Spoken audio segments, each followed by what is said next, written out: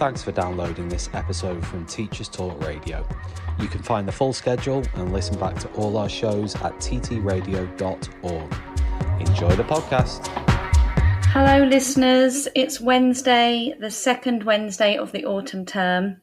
It's been cold and rainy, but tonight we're hopefully cosy and rested, and you're joining me, your host for this evening, Sophie Smith-Tong, on the Late Late Show.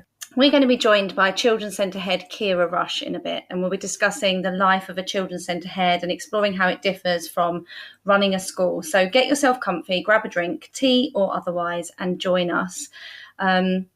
So today, I just wanted to share something with you. We had our children in for the first time in reception. It's a magical and overwhelming time, but one of the most important parts of the day is feeding back to parents at the end of their child's first day. It's really special and important. They want to know how they found it.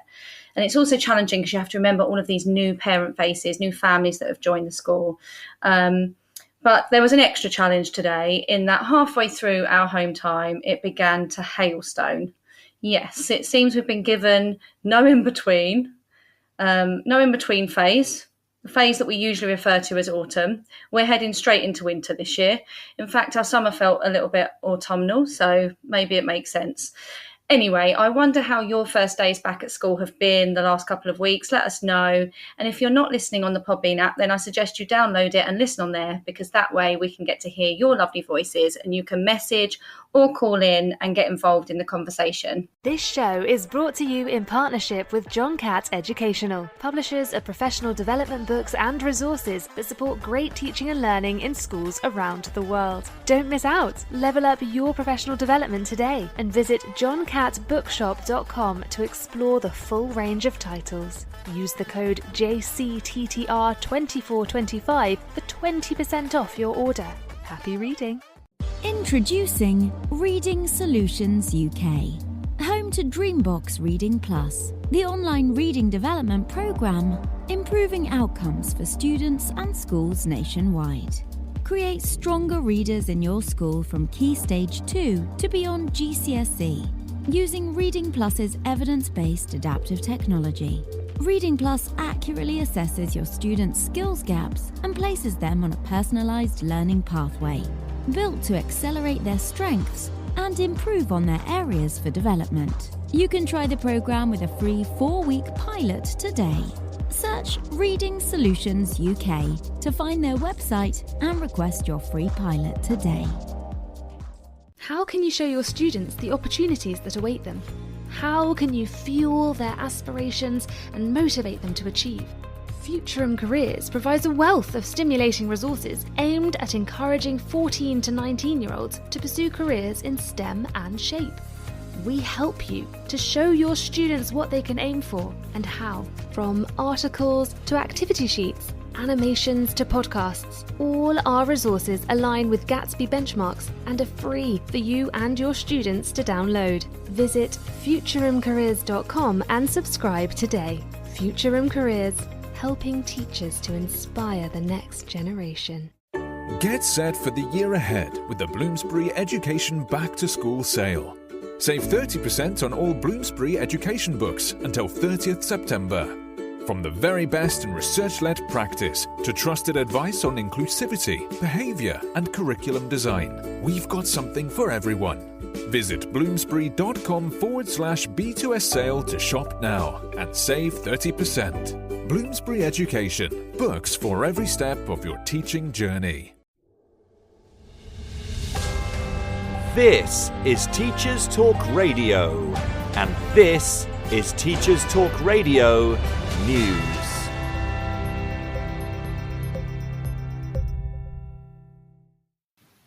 Exclusion rates are in the news again, with BBC North East and Cumbria focusing on a study which says North East England will continue to have the highest rate of children being excluded and suspended from schools.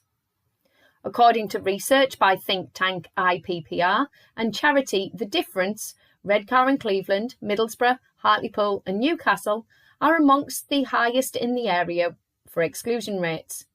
The report highlights a direct link between deprivation in the region and high suspension and exclusion figures.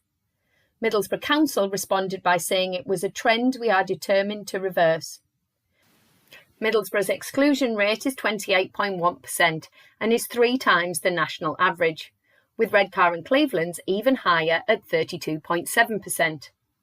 The research concludes that the correlation between poverty and exclusion would make regional divides harder to tackle. Others pointed to lack of resources, specialist staff, and a lack of freedom with curriculum as further pressures schools and pupils face. A spokesperson for the Department for Education said the rising numbers were shocking and showed the massive scale of disruptive behaviour that has developed in schools.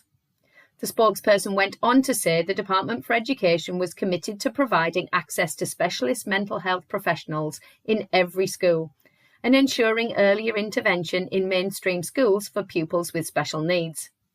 The Guardian has more details on the figures across England on its website. In Northern Ireland, schools are being advised to restrict pupils' use of mobile phones during the school day. Education Minister Paul Givan issued new guidance which also applies to limiting use at break and lunch times. He said there was a growing evidence that phones distract children from learning. He also said the guidance would allow teachers to do what they do best, teach. Mr. Givan pointed out that many countries across the world are increasingly taking steps to stop phone use at school, and that the new guidance would allow schools in Northern Ireland to be fully aware of the latest evidence and practical advice. The guidance is being accompanied by a pilot of phone-free solutions, including inviting expressions of interest from schools to use pocket-sized pouches which phones will be placed in. The pouch is then closed by using a magnetic latch. UNESCO, the United Nations Education and Science body, has also previously advised that smartphones should be banned from schools. The previous guidance to schools in Northern Ireland on mobile devices was 8 years old and mainly focused on possible educational uses of phones. In a week that has seen the announcement of the abolishment of 1 or 2 word inspection grades, as well as other changes to Ofsted inspections, the Church of England has released a report which highlights the positive impact of moving away from such gradings. The annual SIAMS inspection report, which can be found on the Church of England website, outlines key recommendations to support continuous improvement in church schools. The report reveals what it calls a smooth transition away from single-word grades to a more compassionate, contextual approach to accountability. Under the new framework, over 99% of SIAMS inspections in the last academic year were described as less stressful but more robust. This is a contrast to the BBC's reporting that Ofsted's response to a head teacher's suicide following a school inspection was defensive and complacent. Dame Christine Gilbert's independent review was commissioned after an inquest into the death of Ruth Perry. Ofsted's Chief Inspector, Sir Martin Oliver, accepted most of the review's findings. The findings come after the government scrapped the overall gradings for inspections. Further details of the review can be found across media outlets. Schools Week reports that Ofsted has named the members of 7 new external reference groups that will offer independent advice and challenge as it embarks on reforms. The groups will meet 3 times a year and between them will discuss and challenge Ofsted's data, research and evaluation plans and act as expert advisors on their specialities. They will also advise on any proposed developments and give advice on aspects of training relating to leader and staff well-being. The full list of members can be found on the Schools Week website, but they include recognisable names such as Chris Patterson from the Education Endowment Foundation, Claire Seeley from the States of Guernsey, and Matt Hood of Oak Academy, who will be focusing on curriculum. The Behaviour and Attendance Group includes Tom Bennett of Research Ed and Catherine Roper from Wiltshire Police, as well as Sarah Clark from the National Network of Parent Carer Forums. Other reference groups will focus on inclusion, well-being of leaders and staff, early years and social care, and insights and education. Finally, a US court has charged a father in relation to a school shooting allegedly committed by his 14-year-old son. The gun attack resulted in the death of 4 people at a school in Georgia. The 14-year-old is charged with 4 counts of murder, whilst his father is charged with second-degree murder, manslaughter and child cruelty. They are the most severe charges brought against a parent after a school shooting. And the judge in the case told the 54-year-old father he could face up to 180 years in prison. He is accused of allowing his son to possess an AR-15 style rifle, which is alleged to have been used in the attack. The case has again prompted discussion about gun laws, school safety, and the responsibility of parents for the criminal actions of their children. This has been your Teachers Talk Radio News with Jo Fox. So tonight our guest is Kira Rush. Kira joined the education sector 17 years ago as an apprentice, and she's worked in a variety of settings, including private prep schools, children's centres and primary schools. She has had a number of roles, including outreach manager, under threes lead, class teacher and head of nursery. She's currently the children's centre head at a primary school and has been there for almost 4 years. Her varied experience makes her an extremely effective and knowledgeable head. And so without further ado, let's invite her in. Hello, Kira. Hi, Sophie. Hi, thanks so much for joining us on this late evening. Are you tired?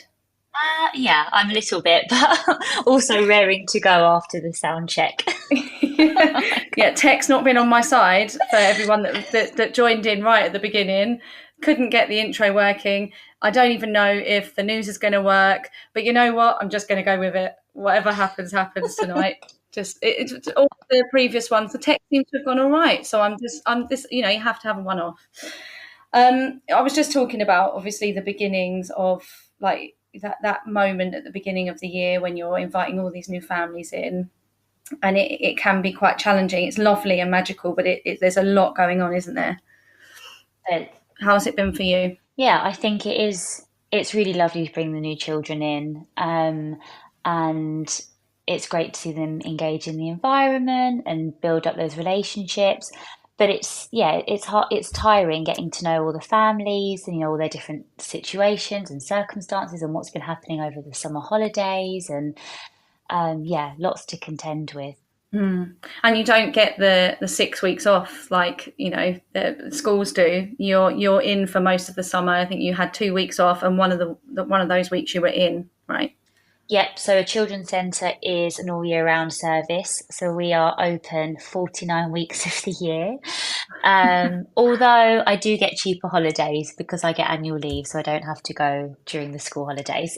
There is a pro, yeah, and you can choose when you have the time off. Not that I'm complaining, but there is something nice about that, I think. Yeah, like just being able to go to certain things that you want to go to. Absolutely, and if you want a Friday off, you can have a Friday off. And I think I've always been all year round, well, for most of my career, and so term time only for me feels quite alien. Yeah. I don't know. I feel like there is one of the pros of being kind of all year round is this comes from someone who enjoys the distraction of work.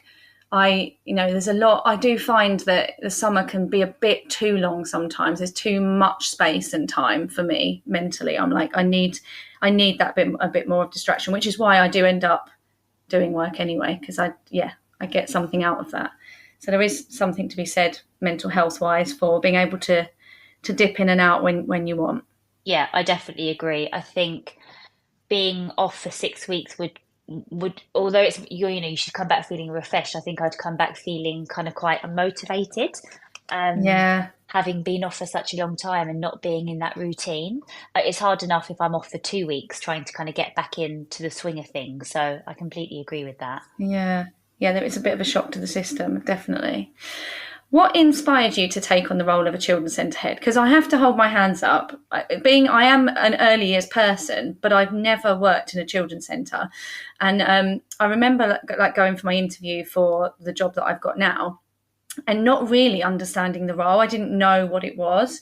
And I remember one of the questions, and you'll know about this, Kira, because you were there.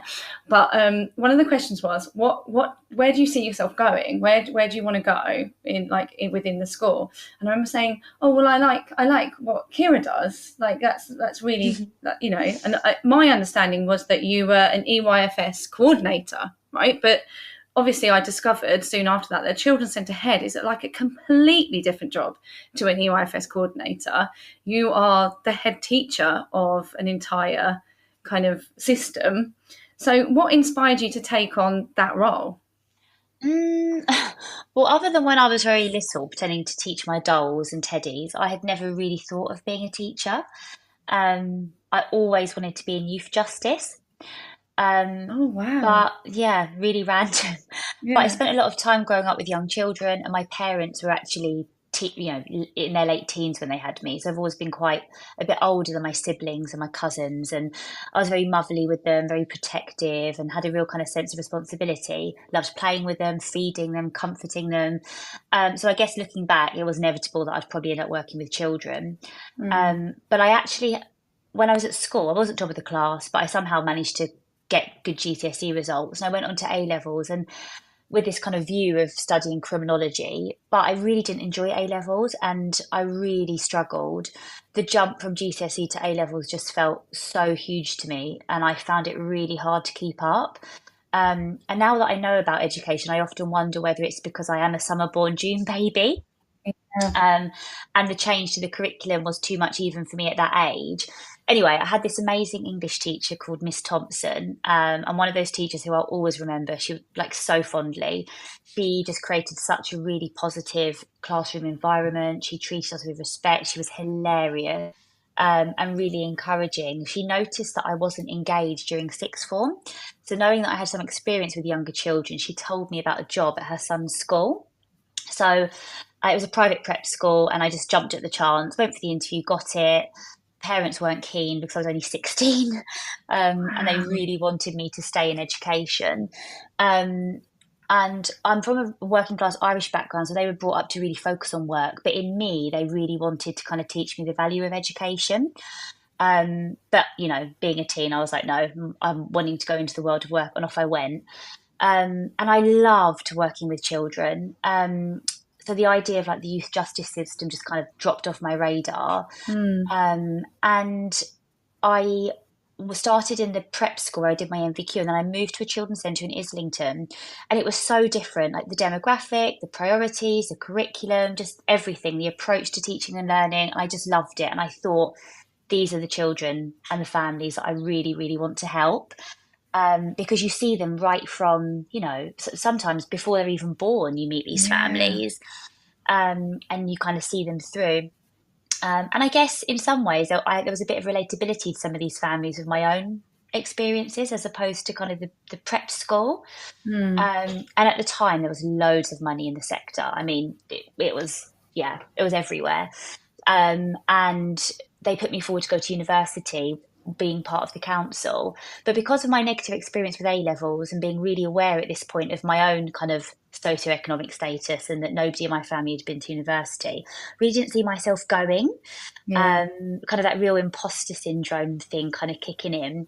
But anyway, I had another really supportive head teacher. She has always championed me. She still does to this day. And I was really fortunate enough to be fully funded through my degree, early years professional status, and then my QTS. So when the role at Ambler came up, I felt like it was the kind of right time for me. I was really excited about the prospect of having reception as part of being, as part of my remit and being in the school. And I'd gained a lot of experience over the years, and I finally managed to kind of get rid of most of that self-doubt that I had carried. So going back to the question, like a number of female role models throughout my life, coupled with a true belief that early years is the most crucial time for children, and their future attainment and health and happiness, have been my inspiration, I think. And thinking about that, I'm a summer born as well, and I definitely felt left behind by the system. And I feel like I went to uni, but just kind of not thinking about what I was doing or why I was doing it. It was like what everyone else did, so I did it, but got completely lost in there. How did you find the university experience? Was it what you expected? Was it difficult? Did you find it inclusive? Interestingly, I went later than my friend, so I ended up going in. I started a foundation degree at maybe 20, and then I did the degree after, and I felt like I was able to do it at that point, but that was kind of 3 or 4 years later than a lot of my friends who had gone to uni and actually, had kind of partied, and they weren't really in the right place. They were still kids. Yeah. But I decided to go to work, try and get a little bit of experience, and then go a bit later. And for me, that just made all the difference. Yeah. So I didn't struggle as much as I would have done had I have gone when everybody else was going, because I just wasn't, I'm just not academic. I never saw myself in that kind of way. And I think I needed to build up some life experience and work and just be amongst other professionals for me to then be able to go and do the degree. Yeah, it's interesting. It's like we expect these really young people to just go off and be able to apply themselves and focus. And there is something to be said for life experience. And just think about how young you were at 16. We asked people to make such big decisions then. But like looking back, like obviously you're still doing that thing, obviously at a different level now, but it definitely was the right decision, even despite you making it so young, wasn't it? Absolutely. I mean, I wouldn't change it for the world. And I actually encourage people to try and take the same route. My partner has a daughter who has just finished school, and she was going off to college, and the school was pressurizing her into doing these A levels, and you won't be able to get to university, and all of those kind of pressures. And I don't know where they come from. I don't know whether it's kind of that they need those statistics for children to go off to university or to study A levels or whatever. And obviously the MVQ is seen in some way to be a lower level than A levels. But I've been really helping her recently, and she's found a nursery, and she's taking part in an apprenticeship, and she's much happier because when you go out and you get some real life experience in the workplace, you gain invaluable lessons and experience that you never would gain in the classroom. It's so important. And think about the respect for the staff in the early years professionals. It has a lot less respect, doesn't it, from just, in our society, the pay alone suggests that. And I think there's this stigma attached to kind of early years educators maybe not being as educated as like your primary and secondary school teachers or your further education teachers. What are your thoughts on that? Oh, this has been a point of contention for me for so many years, because I was one of the first kind of groups of people to do that early years professional status many years ago, and it was hailed to be the next big thing. The government were kind of going to they were doing away with teachers who had more experience than just primary, and being given priority for roles in early years, like early years teaching roles. And we were going to be the next big thing. And studied this qualification for a year, and it really wasn't worth the paper that it was written on. We didn't get the same pay. We weren't able to join the teaching unions at the time, didn't have teachers paying conditions. So I then had to do the QTS in addition to that postgraduate certificate, because it just wasn't valued, it wasn't respected. I was lucky to work in Islington where they did value it, but nationally it wasn't. We didn't get holidays, and the same holidays as if you do when you're on the teacher's conditions. And I think that comes from the fact that naively I thought that it was going to change, but actually, as long as early years is non-statutory for the most, it's never going to have the same weight as primary teaching and those with QTS. Because and the most of the sector is private and voluntary, and the government can't enforce certain rules on those places and the wages and those kinds of things. It's interesting. I've never thought about it like that. And thinking about, your experience of education and then that stigma attached, how do the educational goals of a children's centre differ from those of a school?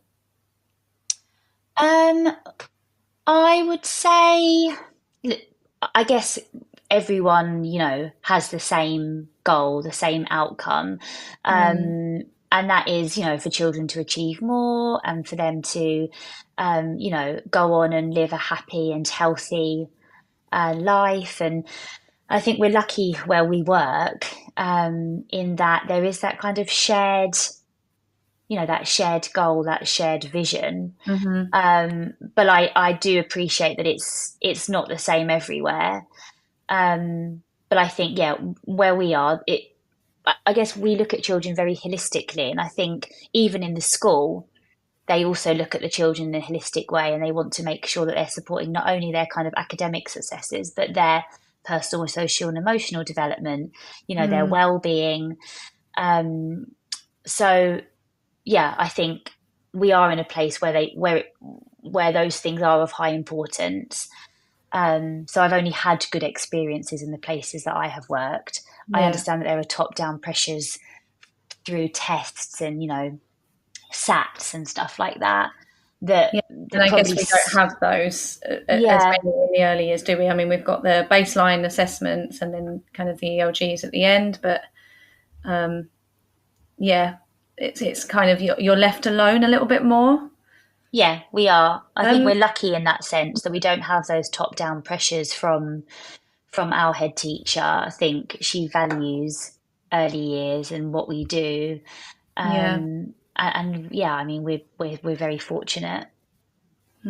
What are some of the biggest challenges you face in running a children's centre? Oh, where do we start? I mean, there are a number of challenges. It's, from recruiting high quality staff, helping young children catch up after the pandemic, kind of high levels of deprivation and poverty that the children and families face, and the kind of immediate impact of the cost of living crisis. But I would say the main one for me is the financial pressure. That's the biggest challenge that I face running the children's centre. It was reported yesterday in the Financial Times that UK spending on preschool education is amongst the lowest of all advanced economies. Wow. And I can certainly verify that. Yeah. Every year it's a challenge to balance the budget because of a combination of things like increased staffing costs, which, might I add, every single member of staff deserves, and they deserve more. But there's no extra government funding to cover those costs. There's inadequate entitlement rates. There's increased running costs, and there's kind of the higher costs with supporting children with additional needs and a lack of funding there. So they're really, really challenging things. I guess the point about recruiting and retaining staff, I feel very lucky because I have a truly amazing, committed, hard-working team at Ambler. But occasionally when I do need to recruit, it's really, really hard. Yeah. There's been no money in being put into the workforce for so many years. Yeah. And I just won't recruit for the sake of it.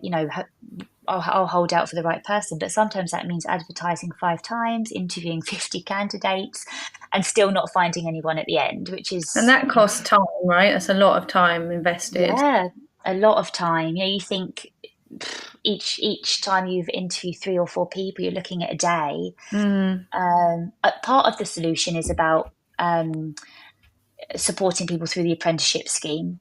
And so we have a number of unqualified staff who are really great. And so we're supporting them to get their qualification through an apprenticeship scheme. That does come with 20% off the job time, which is a challenge in itself to cover. But, it's kind of worth it in the end. But it's still hard. We're going to attempt to go to the news, Kira. So I'm going to press it. And if it doesn't work, I think we'll have to leave it and just continue, and then we'll have an earlier finish. Sure. Fingers crossed.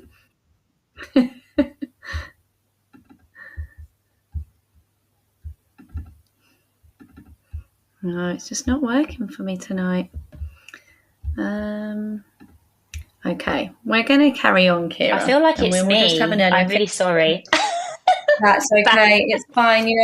I needed a bit of challenge. It was going too easy, really, on Teachers Talk Radio. I felt like, this hadn't happened before. So they're just sending me a challenge. That's okay.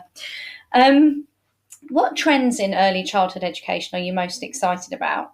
And how are they influencing your centre's approach? Well, look, there's no getting away from the Ofsted reforms. It's front page of every newspaper, and all about removing the one-word judgment. Will that make a difference to you? Do you feel how do you feel about it? I'm sceptical. Yeah. Because what does this actually mean in practice? Ultimately, we'll still be judged across the 4 areas, and there'll still be a judgment for each of those areas. So it means that inspections still have a significant impact on success or failure of a setting. Yeah. If you are inadequate in 4 areas, without saying overall you are inadequate, what does that mean? What does that tell parents? So yeah, I mean, if it works, great. But I still feel quite skeptical about that. It's really exciting with the government entitlement. More families being able to access affordable childcare. That's really great. It's kind of well needed. But I'm concerned that there is no plan to build the workforce to deliver it. Yeah. Do we have? Are there enough staff out there? In your experience of trying to recruit? Absolutely not. Yeah. I mean, Yeah. I'm looking for 1 member of staff, 1 vacancy, and I'm on my 3rd advert. Wow. So Why is that? What are the reasons, do you think?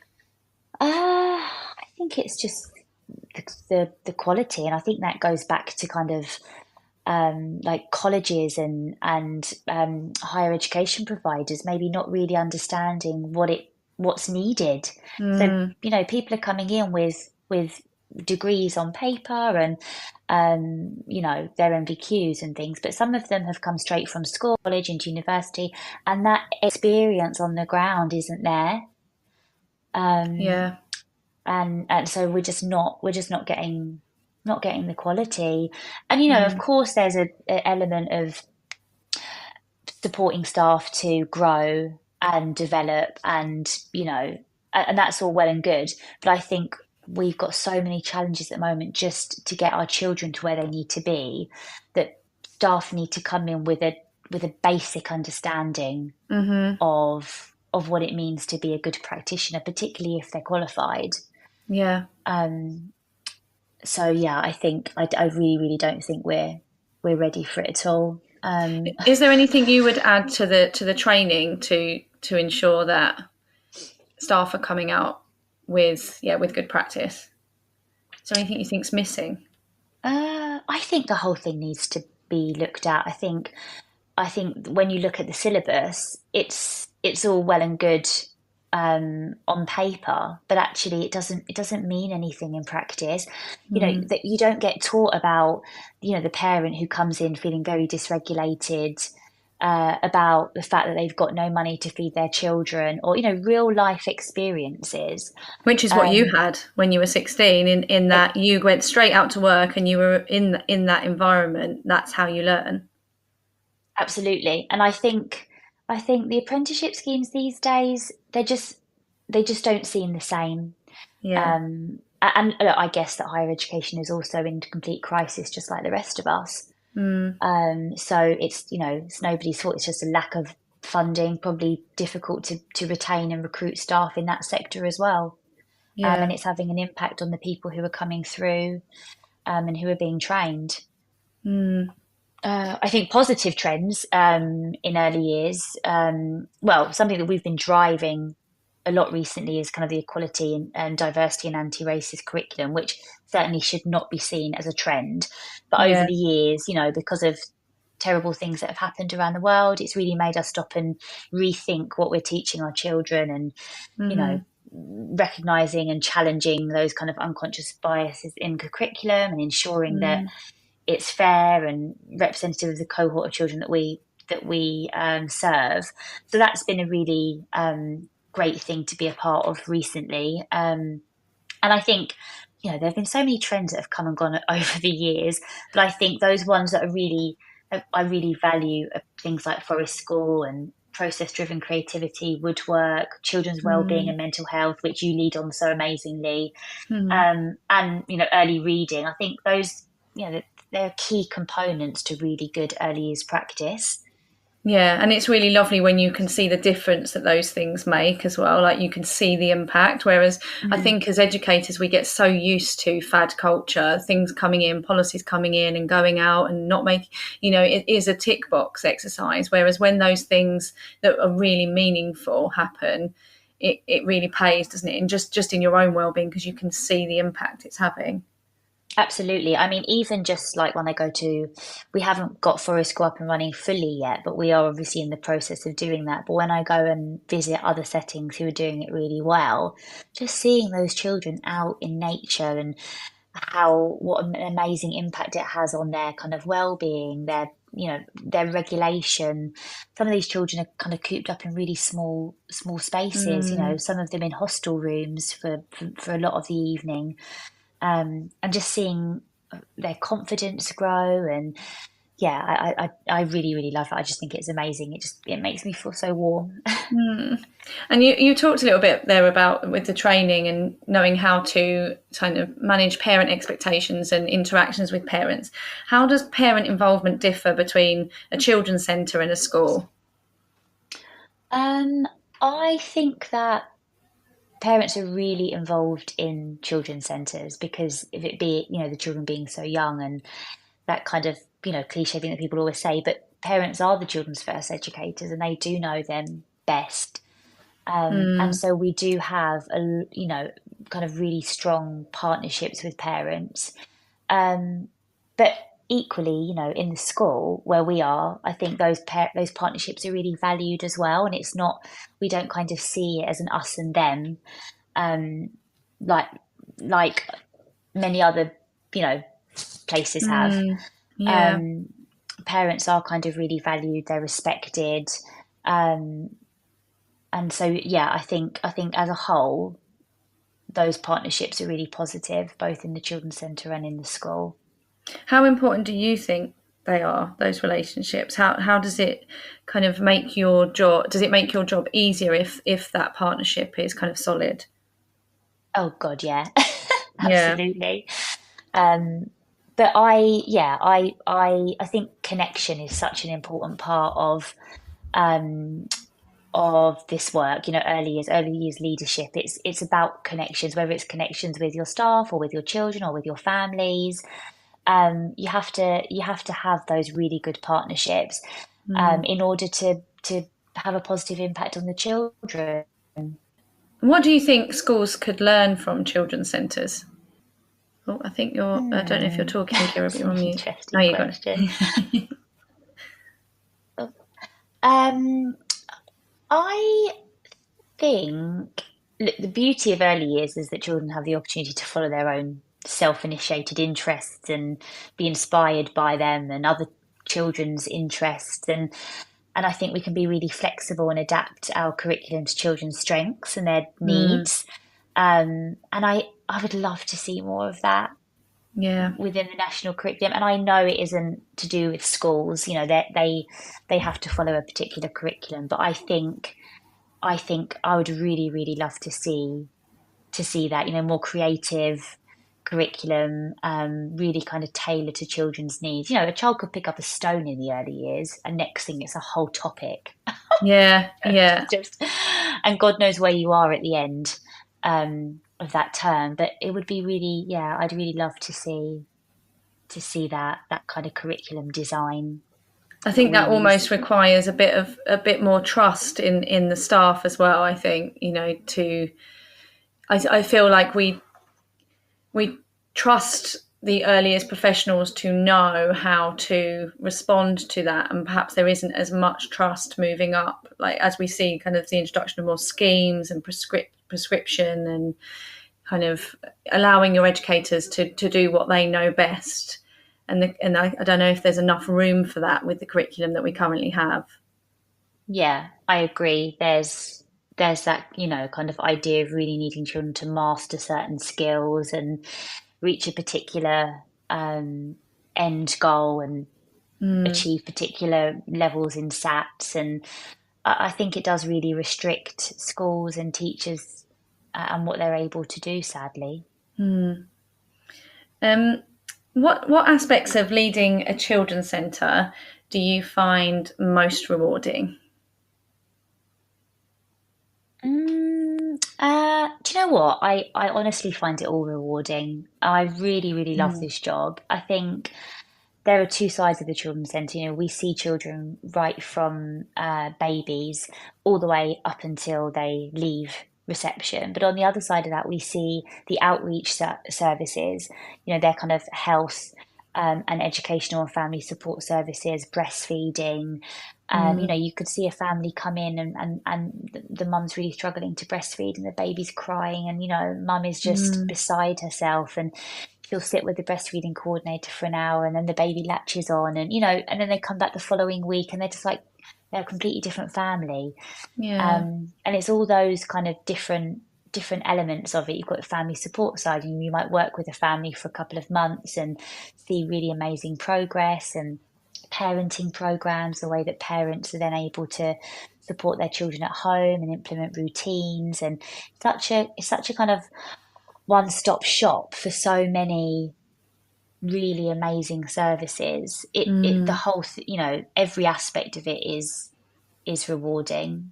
And it's all about that impact that you're having as well, isn't it?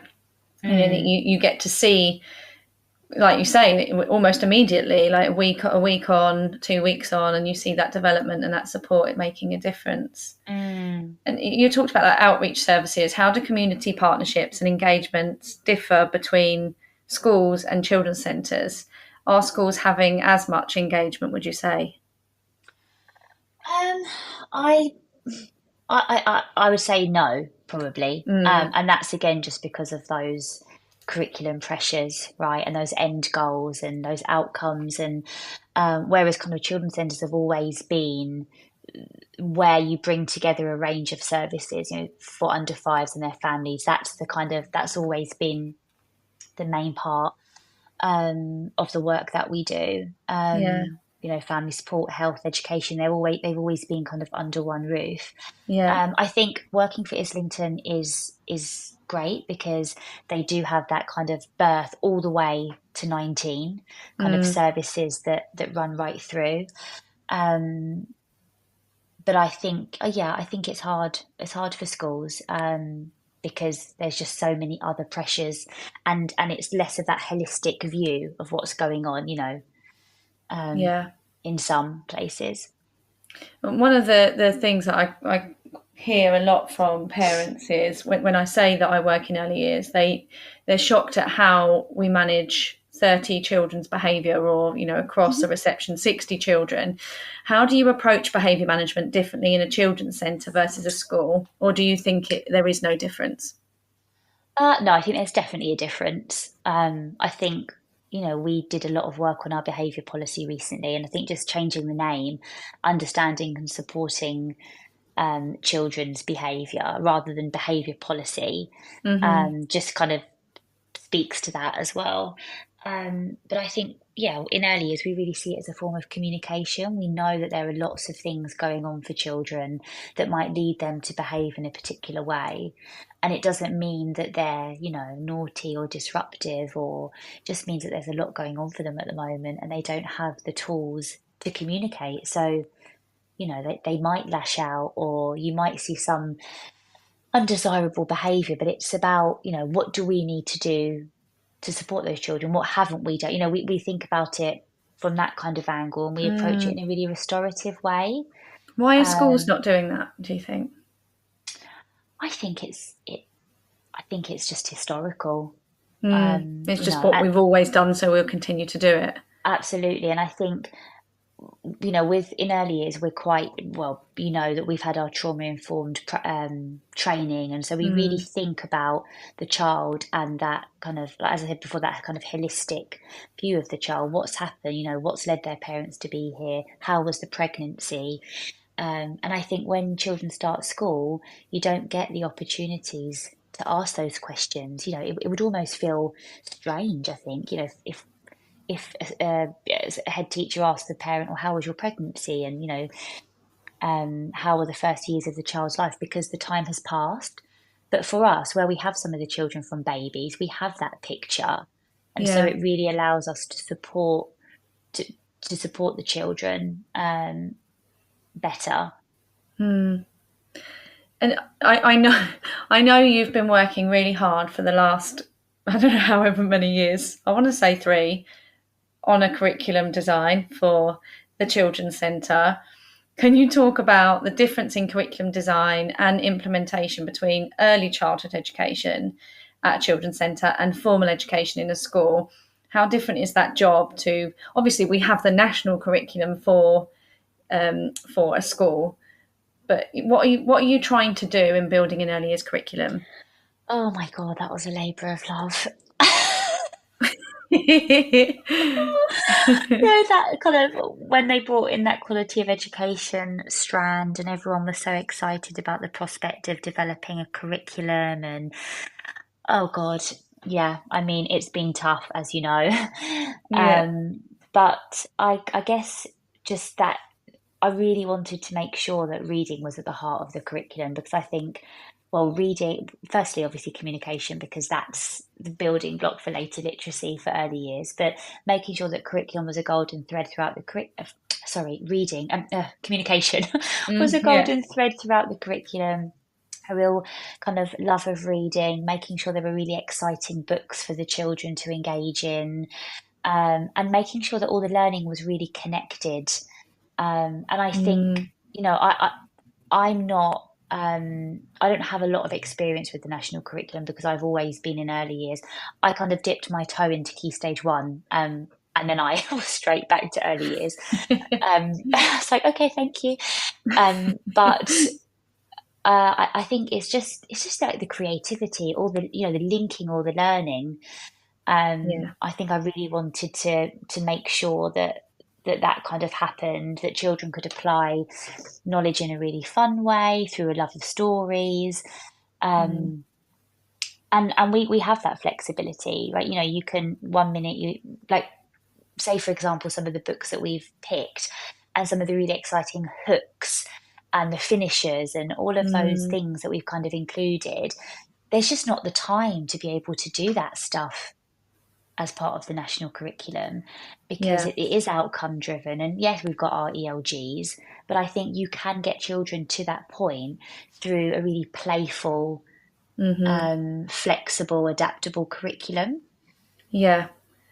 Yeah, definitely. I think it's time constraints, isn't it? As you move up, you have less time. But I think there may be accountability as well. So thinking about like assessment and progress tracking, what the difference between a children's centre and a school, how are they impacting that time for like curriculum development? I mean, I think I don't think that assessment really differs, because and actually I think we're always assessing, we're always observing, aren't we? We're always kind of uploading wow moments. So arguably, we it could be seen that early years does more assessing. Yeah. But I It's think more constant, I guess, isn't it? Rather than but I think I don't think that it differs. I think it's just the way that we can then plan. We use those assessments and those observations really meaningfully to be able to plan children's next steps and what the curriculum might include. But I suppose end of year testing or SAT, we don't have to do anything like that. But my God, the reception baseline takes forever. Yeah, it is long. It's very long. Got that coming up. We'll look forward to that. But it's really about making sure that assessment is meaningful and measured. You don't need to be doing kind of half-termly attainment tracking and all of that kind of stuff. I think those conversations that we have in the pupil progress meetings are far more valuable than kind of, lots of tracking and lots of graphs and lots of charts and that's just again, I think this comes down to, and this is obviously an area that you are highly skilled in, and it's allowing your staff or giving them the trust to know that they are doing those things, because without that you can't, I guess, in a way, all of these kind of termly assessments or whatever's in place in a school is a test for the teachers, isn't it, as well, really? And so it's just trusting that is happening without having to see a score on a paper. And that's something that not all leaders will give their staff. Yeah, look, I think you have to empower the educators. The staff that I have are my most valuable asset in that setting. There's nothing more important than them. No resource, no trip, nothing. And I think you have to make sure that you empower them and you allow staff to make decisions about how they teach the children and how they manage their classroom and the approaches that they're going to use. I think as it's equally important to make sure that we have really good professional development, really tailored support for our staff so that they do feel like they're doing the right thing, and that they can, they have the skills to then be able to make decisions in the classroom. Yeah. And I only have feel to go fully around the supported class as well. That presence, I think, working with Kira, she is around all the time. Her door, and it must be an absolute pain, but she has got her door open for most of the time and is constantly being bombarded.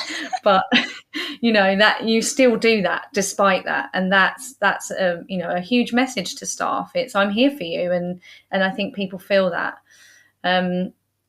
What are the key differences in leadership style, do you think, required for a children's centre compared to a school? I think, like I said before, it's a lot around kind of connection making, but collaboration. I think that kind of devolved leadership where, I know that I can't do it all myself, and having the right people in the right places, where you can draw on people's skills, you can make sure that there's a real shared vision. I think that's really important, really, really important in early years. I've got such a fantastic middle leadership team that I just would never be able to do, anything without them. You're part of that, just such an amazing team who are so highly skilled. One person doesn't have the answers to everything. Yeah. But I think in early years, you don't, like, I never feel like I need to be that person, because it's about bringing everyone along with you, making sure that everyone feels included and and they feel listened to and heard. And I suppose that goes back to that idea that we don't have these top-down pressures, so we do have the space and the time to listen and to get it wrong and then try again if it doesn't work, without feeling like, oh, no, I've lost all that time and now how am I going to catch the children up? Because we know that we're just doing it very naturally in everything that we do with the children, whether it be our interactions or the resources or the questioning or the commenting. In early years, teaching and learning encompasses absolutely everything we do, not just a particular lesson. So we have that time and that space to trial things and make mistakes and try something I think new. it comes with the best intentions. That's the thing, isn't it? It's what are we doing this for? If it's the right reason, then it might not go to plan, but we've tried something, and if it hasn't quite worked, we try something different. But it always comes with the children at the heart of what we do. And look how many times we've been rethinking the literacy over the last couple of years. And we just haven't quite worked it out perfectly, but it's work in progress, isn't it? But I think that's the beauty of it. We've recognised when we need to change it, and we have. So it's evolving. And I think that's the lovely thing about early years, is it's always evolving. Yeah. You've got space to change things, haven't you? Definitely. Well, Kira, I've got one more question, and you've done amazingly, because we've had no news breaks, no ad break. So, I think you've been the best guest. I just want to finish up. I want to ask you, you've achieved so much already. I just remember, like, when I spoke to you and you kind of told me where you'd come from and and then you told me your age, and I was like, how have you managed to fit all of this in? You've achieved so much in your time in education. How do you stay inspired and motivated in your role? I think working in a field that you love helps you to stay motivated, doesn't it? You just kind of, if you're getting up in the morning and you really, really hate your job, it's not going to work. I think having a great team to debrief with at the end of a weird and wonderful and wacky day definitely helps, just like we did today. Yeah. I think, surrounding yourself by really positive people. I've met a lot of really great people over the years, and I've remained friends with a lot of them, bouncing ideas off of them, visiting other places, always wanting to kind of keep up to date with the latest trends or what's going on, as long as they're kind of meaningful. But then I think you also have to stay motivated personally as well. I like and I like doing some yoga, and I think without those things I would find it really hard, because the job is hard. And it's a real juggling act, and you have to make sure that you stay motivated in your kind of career, but also in your personal life. You need to have time for yourself. How do you fit that in? Do you have like a set schedule that you follow in terms of like, or do you just take the moments when they come? How do you work that? I'm not very spontaneous. Are you not? No way. I would have said you would be. Oh gosh, no. I like everything to be I like routine. Yeah. And I like to kind of know what's happening when. Because I get up so early, not through any choice of my own, but my partner gets up at 5, so I get up with him, and then I go to the gym in the morning before work, because I'm a morning person. I wouldn't be able to do anything in the evening. I want to come home, I want to eat, I want to hug my dog, and I want to go to sleep. We haven't talked about the dog, Kira. We've got to get the dog in. What's your dog's name again? Coco. I should know this.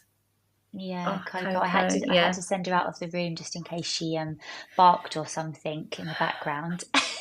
We're trying to get Coco as a therapy dog. In this we really are. She truly is a therapy dog. I mean, you have the worst day and you come home, and as soon as you open the door, I just completely forget about anything that's happened. Did you ever work in the evening?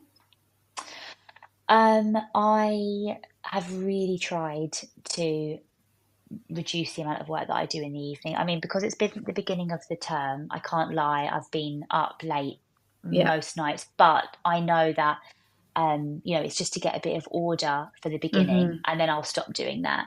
I think one of the best things that happened for me was I moved in with my partner, and so he's quite good at saying, nope, I want to watch this new program, or we need time together. So he keeps me on the straight and narrow, because I think when I was at home I would work until whatever time, and that wasn't healthy. That's so true. I would definitely do that if it wasn't for my kids and partner at home. I think I would just work and work and work. Yes, it's a good way to do it. Kira, thank you so much for coming on and being so amazing without any break. You've been listening to Teachers Talk Radio. Tune in live and listen back at ttradio.org. We look forward to hearing from you next time on Teachers Talk Radio.